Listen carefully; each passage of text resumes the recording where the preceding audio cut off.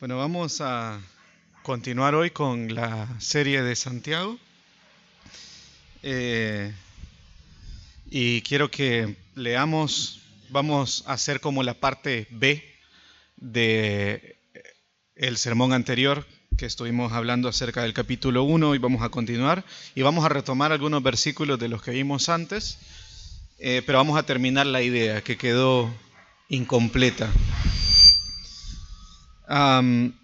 Así que bueno, busquemos Santiago capítulo 1 y vamos a leer del versículo 1 hasta el versículo 12. Del versículo 1 al 12, Santiago 1. Y les pido si en este momento podemos concentrarnos en el texto, porque es un texto que a simple vista parece muy fácil.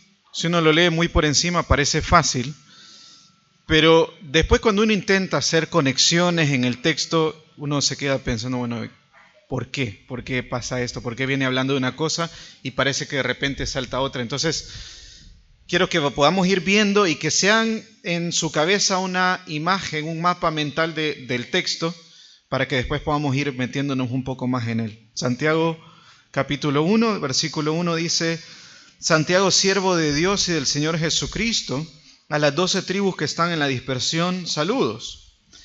Tened por sumo gozo, hermanos míos, el que os halléis en diversas pruebas, sabiendo que la prueba de vuestra fe produce paciencia, y que la paciencia tenga su perfecto resultado, para que seáis perfectos y completos sin que os falte nada.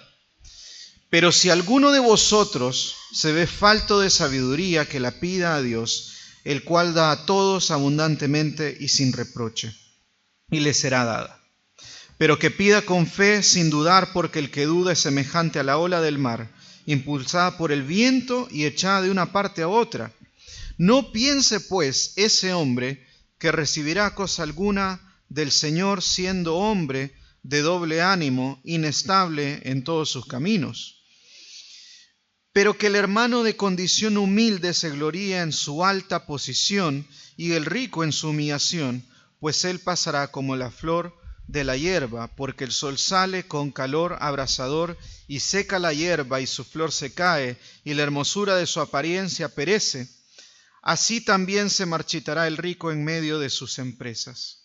Bienaventurado el hombre que persevera bajo la prueba, porque una vez que ha sido aprobado, recibirá la corona de vida que el Señor ha prometido a los que le aman. Oramos. Dios, te queremos pedir, Señor, que podamos escuchar hoy tu palabra, Señor, predicada. Señor, que yo pueda ser fiel, Señor, a ti, Dios, en predicar lo que el texto quiere decir y no lo que yo quiero decir. Que como iglesia podamos aprender, Señor, y eso me incluye a mí también, que podamos aprender, Señor, de este texto, Señor, que podamos entenderlo, pero también que podamos vivirlo, Señor. Que hagamos un esfuerzo hoy, Señor, por entender lo que tu palabra quiere decir en estos versículos, Señor. Que nos ayude, Señor, porque sin tu Espíritu Santo tampoco podemos entender tu palabra, Dios, y mucho menos la podemos aplicar, Señor, si no es con la ayuda de tu Espíritu, Señor.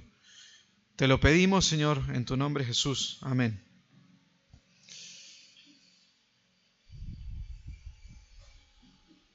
Para toda persona que haya leído con un poco de atención, la carta de Santiago, resulta evidente que el propósito de la carta es hablarnos acerca de las obras versus la confesión de fe. Lamentablemente, el contenido de esta carta se ha usado con finales legalistas para promover que la salvación no es por fe, sino por obras. Se ha dicho que los cristianos no son salvos por creer en el mensaje del Evangelio, sino por las obras que hagamos.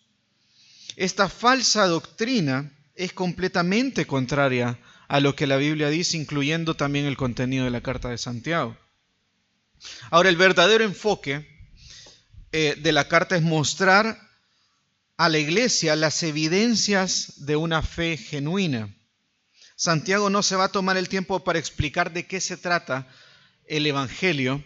Es como que da por sentado que los cristianos a los que les escriben ya lo conocen, y probablemente porque este no sea el problema que él quería tratar.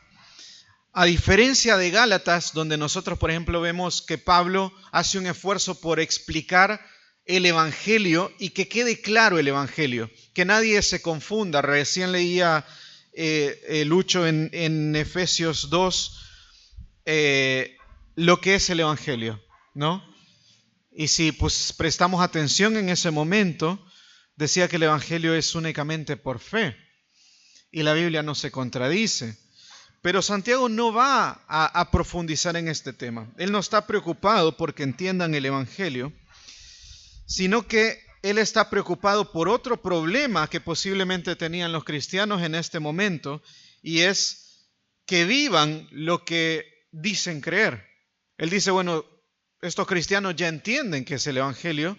El problema es que tal vez no lo están viviendo y tal vez realmente no han entendido o no han creído en el Evangelio. Su fe tal vez no es una fe genuina. Y va a decir una frase que muchos conocemos, que es que la fe sin las obras está muerta. O dicho de otro modo, una fe sin obras no es una fe verdadera. La carta es tremendamente práctica. Parece casi un proverbio del Nuevo Testamento. Pero a diferencia de Proverbios, que enseña consejos sabios y divinos, Santiago no está dando consejos, sino que está mostrando una fe muerta se hace visible a través del pecado. Sería infiel a la carta si hacemos un estudio profundo de la carta sin aplicar nada en nuestras vidas. Si no vivimos lo que decimos creer, por tanto, apliquemos cada una de las cosas que vamos a ver acá en la iglesia bíblica de Citibel. Y comencemos con esta pregunta. ¿Crees en el Evangelio? ¿Creemos en el Evangelio? Y quiero que en este momento no penses en un discurso que yo esté dando, sino hacete la pregunta. ¿Crees realmente en el Evangelio? ¿Crees en la obra redentora de Jesús? ¿Crees que Cristo es Dios y vino hace poco, más de 2000 años a morir por nosotros, con el propósito de salvarnos mediante una muerte en la cruz y salvarnos así de nuestros pecados? El Evangelio es el plan de Dios para salvar a todo aquel pecador que está perdido en una condición pecaminosa ni necesita un Salvador. Hermanos, ¿hemos creído realmente en este Evangelio? ¿Realmente creemos este mensaje de salvación? ¿Creemos en la sola fe? ¿Que la salvación es únicamente por la fe y no por las obras?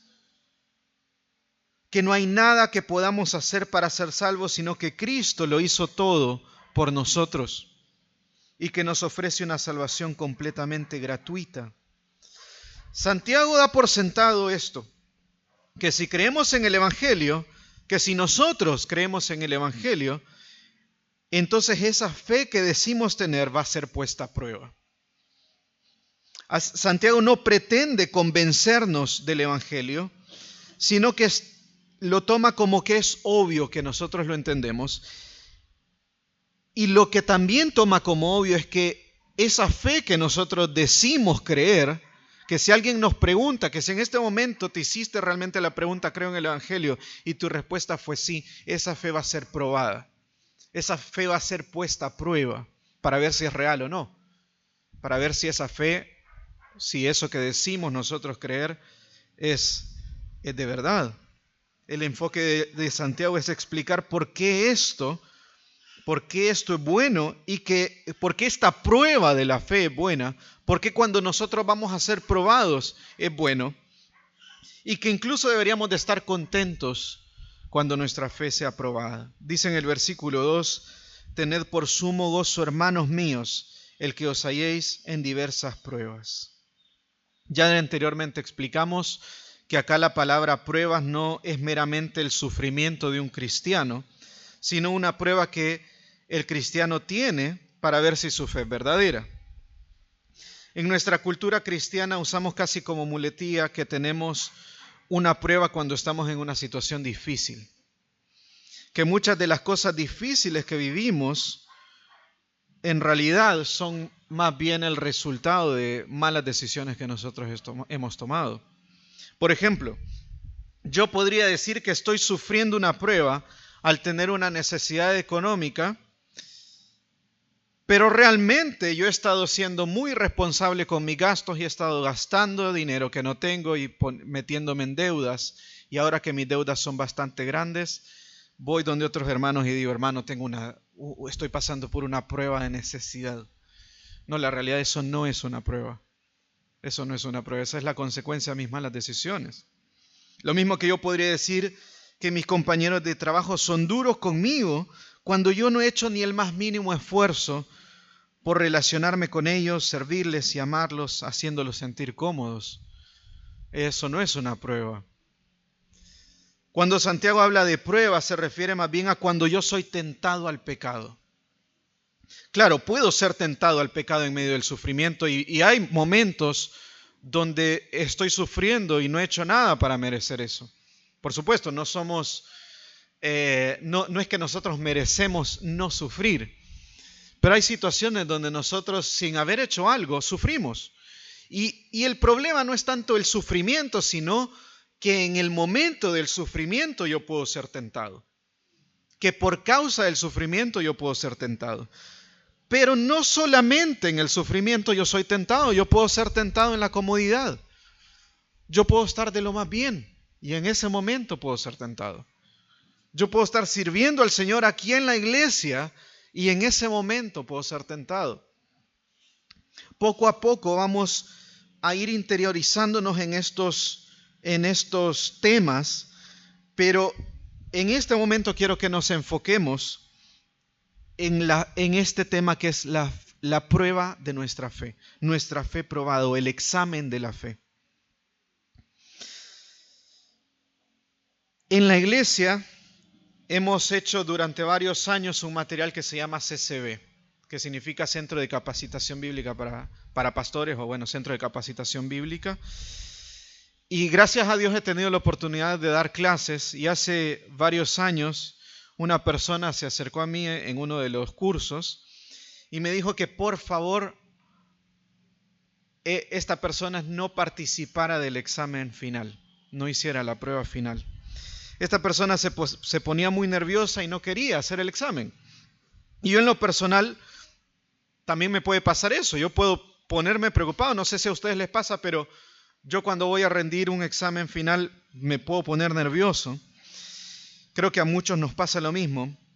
Ahora imagínense lo que es una prueba que no implica, que no importa el resultado tanto de mi conocimiento, sino de mi propia vida. Es decir, si yo no paso esta prueba, mi vida está en juego. Si yo no paso la prueba de la fe, lo que está en juego es mi eternidad. ¿Dónde voy a pasar mi eternidad? ¿Dónde vas a pasar tu eternidad? Si tu fe no es genuina. Si nuestra fe es real o no. Y constantemente estamos siendo probados, nos vemos tentados a pecar y muchas veces, y tal vez la mayoría de las veces, fallamos. Si somos sinceros y si pudiéramos ver realmente en todo el momento cuando somos tentados, tal vez la mayoría de las veces fallamos. En cosas que ni siquiera identificamos, que tal vez por nuestro propio orgullo nosotros no nos damos cuenta. Qué delicado que nuestra fe sea probada. Sin embargo, Santiago nos dice lo contrario y nos dice, alégrense en ese momento. Alégrense si ustedes han sido probados, si su fe ha sido probada. O sea, si han sido tentados muchas veces. Alégrense. Y parece contradictorio, ¿no? Parece contradictorio. ¿Por qué voy a estar contento que mi fe sea probada o que yo sea tentado? Y Santiago no dice solamente felices, sino dice con sumo gozo. O sea, estén muy contentos, estén realmente alegres cuando su fe sea probada. Muy alegres. Alégrense muchísimo, dice. Porque la fe probada, si es una fe verdadera, solamente si es una fe verdadera, resulta en cristianos maduros, perfectos, completos, enteramente preparados sin que le falte cosa alguna. Todo esto se trata de la fe. Si nuestra fe es real, alegrémonos. Es que si es real, no hay nada de qué preocuparse en realidad. Si nuestra fe es real, no hay nada de qué preocuparse. Deberíamos de estar alegres. Por supuesto que es doloroso ser tentado. Va a ser cansado ser tentado. Va a ser frustrante. Nadie nos ha prometido que no fallemos más de alguna vez. Pero si es una fe real, ya eso mismo es motivo de gran gozo. Aunque Santiago no solo se alegra por la fe sola, sino por la fe probada. Porque al ser probada sale a relucir. Claro, si la fe no es verdadera, se va a quemar fácilmente en la prueba. Pero si es una fe genuina, va a terminar pulida, brillante, perfecta como es. Por eso Dios nos pide que nos alegremos. Él conoce el resultado de la prueba. Santiago es como un entrenador que ama su trabajo. Está ahí parado al lado nuestro diciéndonos, dale un poco más, mira la meta. Y nosotros ahí cansados sin entender, ¿para qué no quiero seguir en esto? Él sabe el resultado de esto y el resultado es hermoso. Hace más o menos 2 años mi hijo comenzó a hacer taekwondo y siempre al principio venía bastante frustrado diciendo que no le gustaba. Y yo siempre le decía lo mismo, no te gusta porque no lo sabes hacer. No te gusta porque no lo sabes. Ahora, luego de 2 años, le encanta ir a las clases. Le encanta ir a las clases y disfruta cada vez que va a una de esas clases. Y espera con ansias cada vez que va a ir a una nueva de estas clases. Y cualquiera que ha hecho algún tipo de ejercicio entiende lo mismo, que uno no lo disfruta hasta que uno no lo aprendió a hacer todavía. Si uno ir a jugar fútbol, salir a correr o andar en bicicleta al principio es bastante agotador y uno no entiende la verdad por qué estoy haciendo esto. Pero después de un tiempo uno disfruta un buen partido de fútbol, ¿no? Uno disfruta salir a correr, si uno ya tomó una práctica, uno disfruta esto. Uno disfruta andar en bicicleta o cualquier deporte que a ustedes les guste. Uno lo disfruta después de un tiempo que uno lo sabe hacer. Pero al principio nosotros no entendemos esto. Al principio parece agotador y sin sentido. Nosotros somos como esas personas que no saben cuál es el resultado de las pruebas, pero Dios sí sabe. Dios sí sabe. La recompensa de una fe probada, Él sabe cuál es la meta. Ahora, en estos pasajes recién introductorios, Santiago plantea 2 cosas en cuanto a esta fe probada. 2 contextos que determinan si nuestra fe es genuina. Y estos temas van a volver a ser tratados más adelante en la carta de Santiago, así que no nos vamos a meter tanto en los detalles de esto. Sí, ya va a haber mucho tiempo para que nosotros nos metamos en detalles que ahora seguramente en la predicación algunos se quedará pensando, ay, me hizo falta que hablaran de esto, era interesante este tema, ¿por qué no lo hablan más, no? Bueno, primero porque no nos da el tiempo, pero por otro lado, y es la ventaja de la Biblia, es que más adelante vamos a volver a tratar estos textos y nos vamos a meter un poco más y seguramente aún así van a quedar espacios para seguir haciendo preguntas y después podemos seguir charlando, pueden ir a un grupo pequeño y poder seguir hablando de estos temas, pero hoy quiero que nos enfoquemos en lo que el mismo pasaje quiere que nos enfoquemos y es en el asunto de nuestra fe probada. Y el pasaje nos da 2 contextos en los que nuestra fe probada puede salir desaprobada. El primer contexto nos expone en el versículo 5 de una situación donde alguien se ve falto de sabiduría. Recordemos que Santiago viene diciendo, estén sumamente gozosos cuando su fe sea probada, pero si a alguno le falta sabiduría, bueno, ¿cómo está relacionado la prueba de la fe con la falta de sabiduría?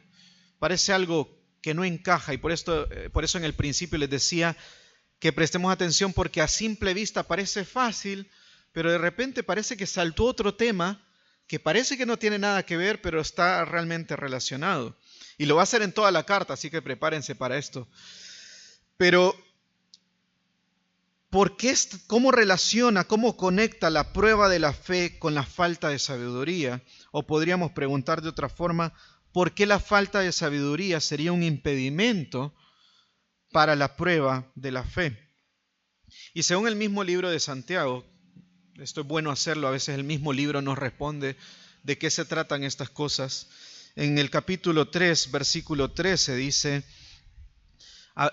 esto lo voy a leer para que entendamos a qué se refiere con sabiduría, porque podríamos tener muchas ideas de esto, pero a qué se refiere según Santiago. Versículo 13 del capítulo 3 dice, ¿quién es sabio y entendido entre vosotros?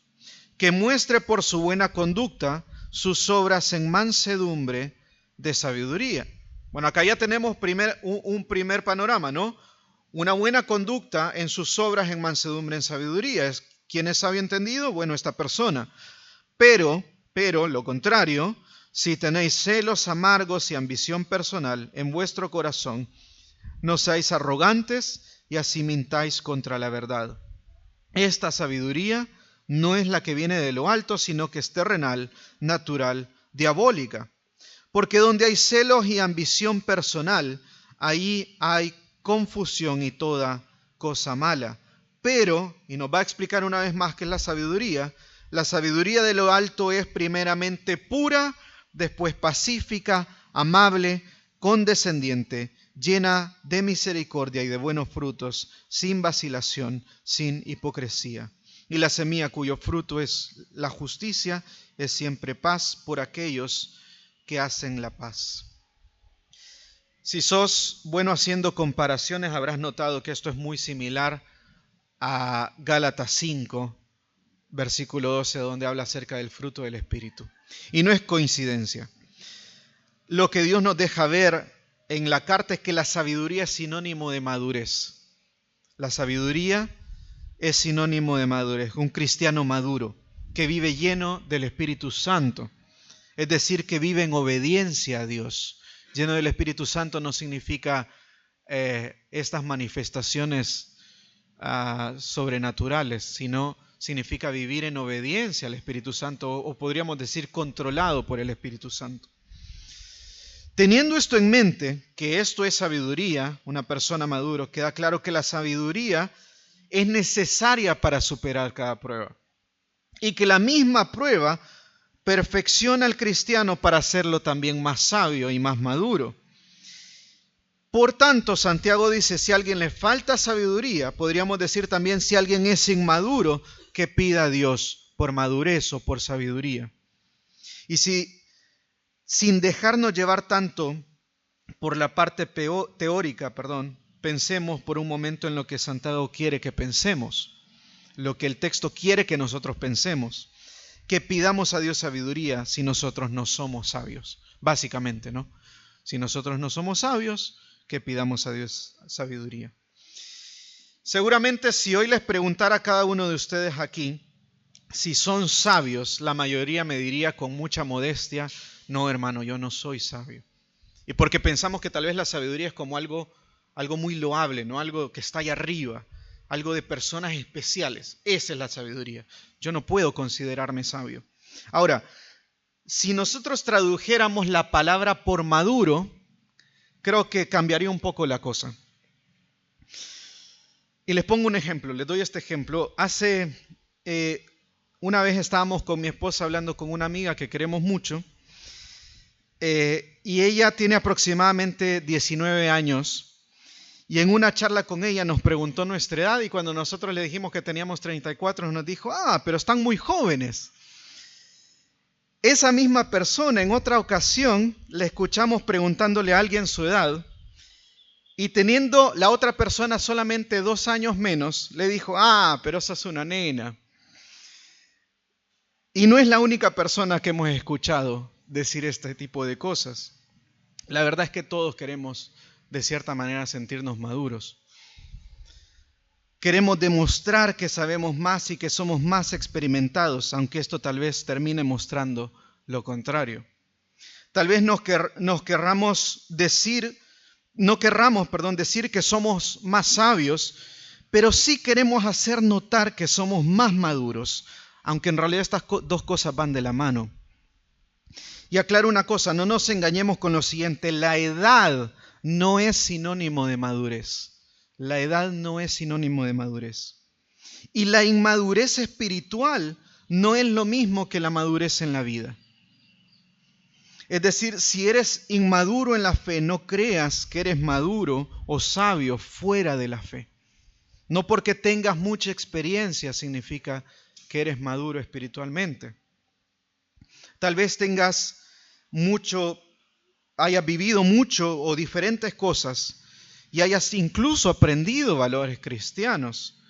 Y eso es bueno, pero eso no te hace sabio espiritualmente. Ahora, ¿por qué digo esto? Porque la realidad es que no somos tan maduros como pensamos. Pero no podemos crecer en sabiduría o en madurez a la imagen de Cristo si primeramente no lo reconocemos. Si nosotros no reconocemos nuestra inmadurez o nuestra necedad, porque esto es lo contrario a la sabiduría, nosotros no vamos a alcanzar sabiduría y madurez. Pablo nos dejó un ejemplo de lo que es un cristiano maduro y él mismo dice acerca de sí mismo: yo soy el peor de los pecadores. Yo soy el peor, el más pequeño de los apóstoles, dijo en otra ocasión. El más trabajador, pero no yo, sino la gracia de Dios en mí, dice. Como diciendo de sí mismo, yo soy lo peor y entonces Dios tuvo que trabajar mucho en mí. Un cristiano maduro dice y cree esto. No repitiendo las palabras lindas de Pablo, para que entonces finalmente otros digan: ay, mira, suena como Pablo, entonces debe de ser maduro. No, sino que realmente lo cree. Realmente está convencido de que es el peor de los pecadores, el más pequeño de los cristianos y por tanto necesita más de Cristo. Un cristiano maduro es un cristiano que una y otra vez ha ido reconociendo áreas en su vida en las que no es maduro, pero pide a Dios que lo haga crecer. Primeramente necesitamos reconocer nuestra condición. De otra manera, nunca pediremos a Dios sabiduría. La vida cristiana se trata primeramente de reconocer nuestra necesidad de Cristo. Nadie que se diga llamar cristiano es realmente uno si antes no ha entendido que necesita desesperadamente la salvación de Cristo.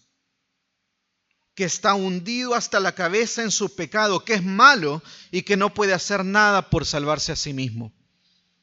Y esto no queda solamente cuando nosotros hemos conocido al Señor, sino el resto de nuestra vida. Así que primero reconoce tu inmadurez. Necesitamos crecer en ciertas áreas. Y tal vez en este momento muchos están acá diciendo sí, yo necesito crecer en madurez, necesito reconocer mis pecados, necesito esto. Pero ¿qué pasa, hermanos, cuando otra persona, un hermano o una hermana de la iglesia se nos acerca y nos señala nuestro pecado? Tenemos muchas excusas para defendernos y son buenas. Y a veces incluso convencemos a la otra persona de que esté equivocada en su exhortación. Incluso somos capaces de desaprobar lo que muchas veces predicamos sobre la sana doctrina con tal de tener razón. Incluso nos molestamos con esas personas y no volvemos a confiarles nada, ocultando de ellas nuestra vida, no sea que nos vuelvan a criticar a futuro. O nos enojamos y nos apartamos de esas personas que con amor y valentía se nos acercaron a exhortarnos. Incluso las podemos tildar de críticas e inmaduras y decir que no entienden bien las cosas. Incluso podríamos evitar leer ciertos pasajes de la Biblia con tal de no vernos exhortados por ellos. O incluso mentimos a nosotros mismos y decir: yo soy así y es mi personalidad. Tu personalidad está manchada por el pecado también. Necesitamos a Dios en cada área de nuestra vida. O incluso peor, tal vez ni siquiera lees tu Biblia y te conformás con escuchar sermones en internet donde es fácil escoger el sermón que a mí me gusta y que tal vez no hable de mi pecado o del pecado que yo he identificado. Necesitamos a Dios en cada área de nuestra vida. La buena noticia es que Dios es un Dios bondadoso. Dios quiere que nosotros dejemos de ser inmaduros. Dios quiere hacernos sabios. Versículo 5 dice, pero si alguno de vosotros se ve falto de sabiduría, que la pida a Dios, el cual da a todos abundantemente y sin reproche. Qué gran bendición tenemos en Dios. Si en algo Dios se destaca es en su bondad. Dios ama dar abundantemente. Dios ama dar a otros. Dios le gusta que le pidamos. Él da aún cuando nosotros ni siquiera le hemos pedido. Él sustenta toda la creación. Todas las personas en el mundo, aún sus enemigos, son sustentados por Él y Él les da. Él ha cuidado el mundo por milenios, cuidando a toda criatura. Él se complace en bendecirnos. Todo el primer capítulo de Efesios nos habla de cuán bendecidos somos en Cristo. Que por la eternidad y para la eternidad, es decir, desde la eternidad pasada y por toda la eternidad, aún sin nosotros haber entendido, Dios nos amó. Él nunca da mal por bien, por el contrario, da bien aunque le demos mal. Él murió por nuestros pecados, por nosotros transgresores de su ley. Jesús mismo nos dijo, nadie tiene un mayor amor que este, que uno ponga su vida por sus amigos. Y eso es lo que Él hizo por nosotros. No hay amor más grande que el de Jesús. Efesios 3 dice que su amor es tan grande que ni siquiera lo podemos entender. Versículo 3:20, capítulo 3, versículo 20 dice, y aquel que es poderoso para hacer todas las cosas, mucho más abundantemente de lo que pedimos o entendemos, según el poder que actúa en nosotros. Dios no solo nos bendice, sino que da mucho más de lo que podemos recibir, de lo que podemos pedir y incluso de lo que entendemos. Sin desviarme mucho, quiero que piensen un poco en este pasaje. Dice de lo que entendemos. Quiere decir que cuando pedimos a Dios conforme a su voluntad, Él nos da en sobremanera mucho más allá de lo que comprendemos. Es decir, que la bendición de Dios es mucho más valiosa de lo que nosotros pensamos. Ahora bien, pedirle a Dios sabiduría es solo la primera parte, porque el versículo 6 también nos dice que pidamos sin dudar. Sin dudar. Versículo 6 dice, pero que pida con fe sin dudar, porque el que duda es semejante a la ola del mar, impulsada por el viento y echada de una parte a otra. No piense pues ese hombre que recibirá cosa alguna del Señor, siendo hombre de doble ánimo, inestable en todos sus caminos. Son hermosas las ilustraciones de Santiago. Es muy poético Santiago. Pero aquí nos habla de una persona que duda y tenemos que entender de qué se trata esto. Nos dice que es como la ola del mar. ¿Sí? Si ustedes piensan en las olas del mar, son movidas por el viento, ¿no? Si no hay viento, el agua es como está quieta, ¿no? Y si hay viento, el viento lleva la ola donde él quiere. Y bueno, es bastante obvio, ¿no? Ahora, finalmente, después de esta metáfora, dice Santiago, siendo hombre de doble ánimo, inestable en todos sus caminos, en el versículo 8.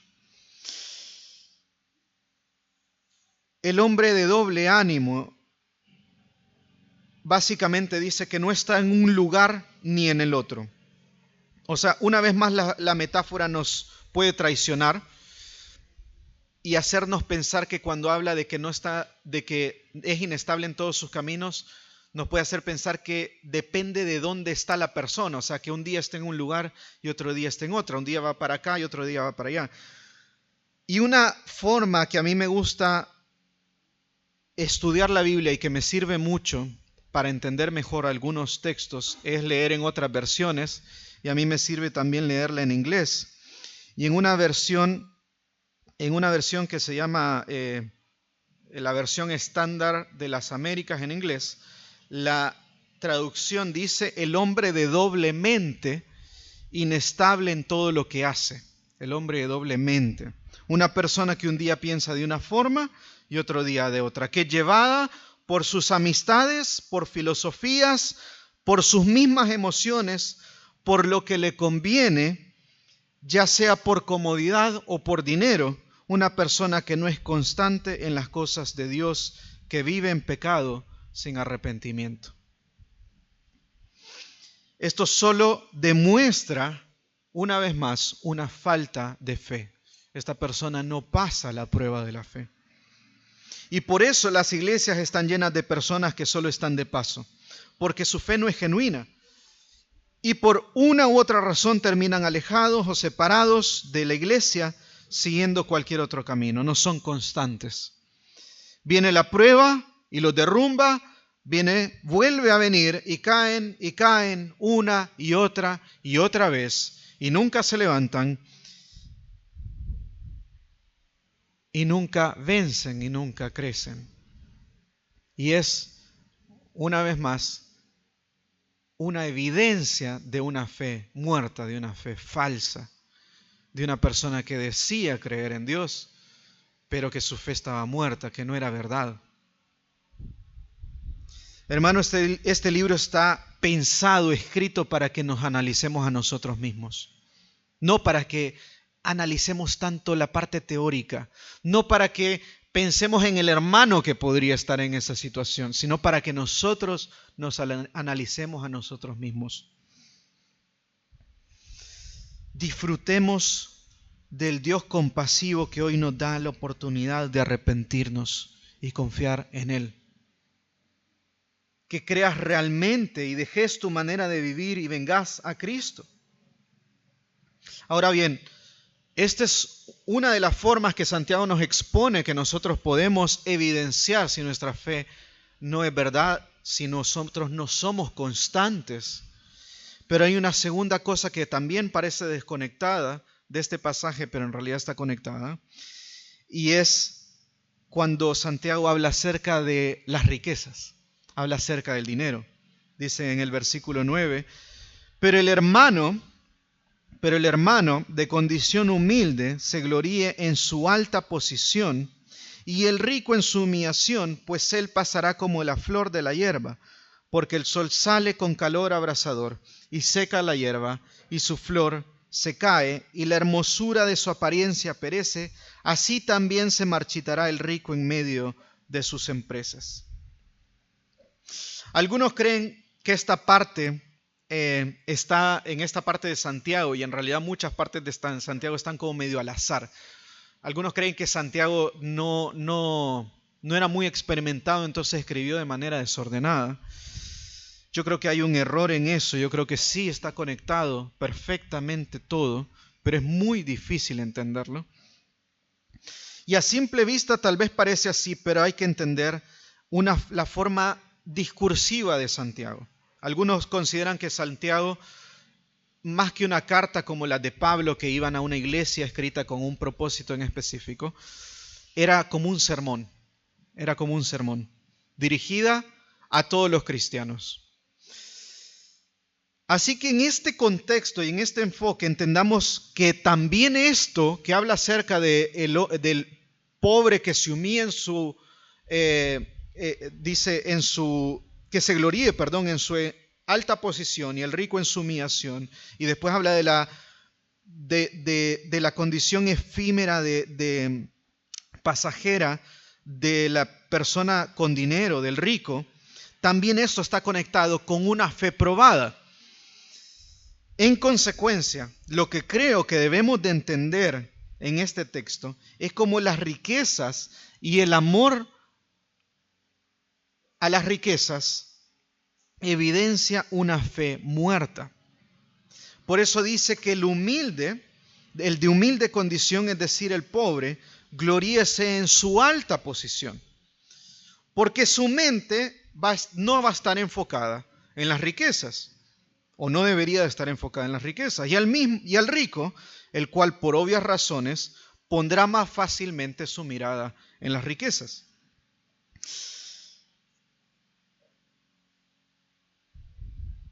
Ahora, aunque es bastante claro y nuevamente Santiago va a usar una forma poética para hablarnos acerca de lo efímero de las riquezas, de que las riquezas pasan fácilmente. Dice leíamos en el versículo 10 y 11 que es como la flor, ¿no? Que en un momento está y en otro momento sale el sol y la quema y se pierde y se marchita, completamente volátil. Dice en Eclesiastés 6, del 1 al 2, hay un mal que he visto bajo el sol y muy común entre los hombres, un hombre a quien Dios ha dado riquezas, bienes y honores, y nada le falta a su alma de todo lo que desea, pero que Dios no le ha dado la capacidad de disfrutar de ellos, porque un extraño lo disfrutará. Esto es vanidad y penosa aflicción. O sea, esto no sirve de nada, dice Eclesiastés. Esto no sirve de nada. De nada sirve las riquezas si no puedes disfrutar de ellas. Pero no en el sentido de que un rico no disfrute de sus riquezas, sino de que está más preocupado por no perderlas. Está más preocupado por poder generar más y finalmente morirá y solo será un cadáver que tenía mucho. Una persona muerta que vivió por un tiempo con comodidad. Ahora, el punto acá, porque tenemos que recordar que está hablando de la conexión con la prueba de la fe, con la fe probada, con la fe puesta a prueba. El punto no es hablar del pobre y del rico, de las riquezas, tal vez en otro momento hablaremos mejor de esto, sino de dónde está el corazón de cada uno. Y aclaremos algo, el amor al dinero no es una cosa solo de ricos. El amor al dinero no es una cosa solo de ricos. Si bien el rico tiene una mayor facilidad para vivir para el dinero, podemos, con lo poco que tenemos, vivir también para las cosas materiales. Creemos que al no tener una cuenta bancaria con mucho dinero en ella o ser propietarios de varios inmuebles, somos inmunes al materialismo. Pero somos igual de pecadores cuando nuestros pensamientos están constantemente en las cosas que podemos llegar a conseguir. Me compro esto y aquello y nunca estoy satisfecho. Me endeudo constantemente para conseguir ese algo que realmente no necesitaba. Quiero que me vean con la ropa adecuada, con el mejor auto, con el mejor celular, haciendo un viaje que no puedo pagar o tal vez simplemente envidiando al que sí lo tiene y ya sea que lo diga o me lo guarde, tenga rencor contra esa persona que tiene más que yo. Es muy popular en la política esto de atacar al rico, ¿no? Esto de decir, el rico es el villano. ¿Y saben por qué es tan fácil que todos digamos, es cierto, el rico es el villano? Por envidia, porque nosotros quisiéramos lo mismo. Nosotros quisiéramos más. Siempre queremos más. El corazón no se cansa de querer más. Y tal vez tu pensamiento no es que yo no quisiera estar allá. Pero aún así puedes querer un poquito más. Y si lo tuvieras, quisieras otro poco más. Y nuestro corazón nunca está saciado. Y hermanos, el punto no es el dinero. El punto es nuestro corazón con respecto a eso. O con relación a las cosas materiales. No necesariamente tiene que ser dinero en sí. Puede ser una casa más grande, puede ser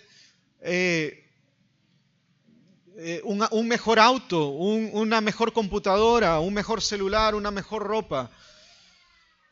Lo que sea. Ustedes le pueden poner nombre. Pueden ponerle el nombre que ustedes quieran. Y si le pueden poner un nombre de algo que ustedes mismos vivan, mejor. Pero ese es el punto, hermanos. Nuestro amor a las cosas materiales. Y como antes hablamos, no puede existir un cambio si primero no reconocemos nuestro pecado. Hemos visto entonces hasta aquí dos cosas, que hay dos caminos alejados de una fe verdadera. El hombre inconstante en la fe y el hombre que vive para lo material. Pero existe un tercer camino, que es el cual Santiago dice por el cual deberíamos nosotros de estar alegres cuando somos probados, pero vamos por ese camino porque nuestra fe es genuina. Si tu fe es genuina, más allá de que podás pecar en todas estas cosas, Santiago dice: el que le falte sabiduría, que la pida a Dios. Él da por sentado de que los mismos hermanos van a comportarse con inmadurez, con necedad muchas veces, pero que la pida a Dios. Ahora, si tu fe es genuina, cuando la fe realmente ha sido aprobada, cuando pasa la prueba y ha sido constante, Santiago dice, versículo 12, bienaventurado el hombre que persevera bajo la prueba, porque una vez que ha sido aprobado, recibirá la corona de la vida que el Señor ha prometido a los que le aman. La fe genuina persevera.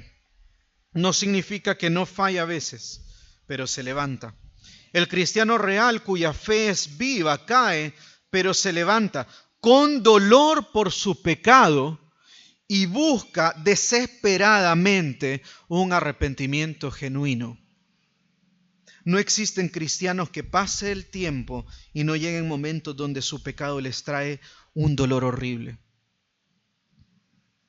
Necesitan confesarlo y arrepentirse. La palabra de Dios se va haciendo cada vez más relevante en sus vidas.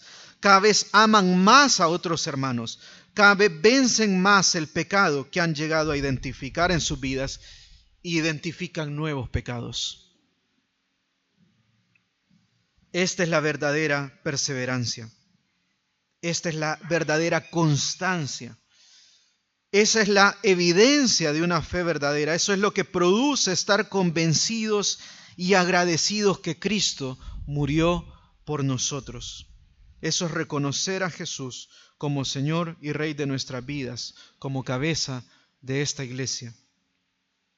Nuestra promesa, dice el versículo 12, es la corona de vida que Dios ha prometido a los que le aman. La fe se evidencia en los cristianos que aman a Dios. Y hay una recompensa eterna. Esa recompensa se llama Cristo. Esa recompensa se llama Cristo. No se llama un cielo nuevo, no se llama una tierra nueva, no se llama no morir, se llama Cristo. Te puede parecer poca cosa si no has creído realmente, pero es una bendición más que abundante de parte de Dios, más de lo que podemos comprender. Oramos. Dios, Señor, realmente no podemos imaginar, Señor, la promesa, Señor, que tú nos has dado de Cristo, Señor. Podemos hacernos una idea, Señor, y porque tu Espíritu Santo trabaja en nosotros, podemos estar convencidos que una eternidad contigo va a ser lo mejor que podemos experimentar en nuestra vida. Pero aún con todo eso, Señor, no nos hacemos una imagen en la cabeza, Señor, de lo hermoso que será. Señor, de disfrutar contigo eternamente, Señor. Gracias, Señor, por eso. Gracias por tus promesas. Gracias por tus promesas, Señor. Gracias por amarnos, Señor, porque nosotros no merecemos nada, Señor. Y es completamente por tu amor por nosotros, Señor. Dios, te pido que podamos, Señor, analizar nuestras vidas, Señor, y ver, Señor, si realmente estamos viviendo como tú deseas. Señor, y si hay alguien acá, Señor, que no te conoce, Dios, te pido que este mensaje pueda llegar a su corazón y transformar su vida, Señor. Y si hay alguien también acá, Señor, que cree conocerte, Señor, pero hoy se ha dado cuenta, Señor, que su fe no era real, Señor Dios. Tu palabra dice que no es tarde, Señor, no es tarde. Y qué gran gozo, Señor, que que tú tienes en el cielo, Señor, por aquel que se arrepiente.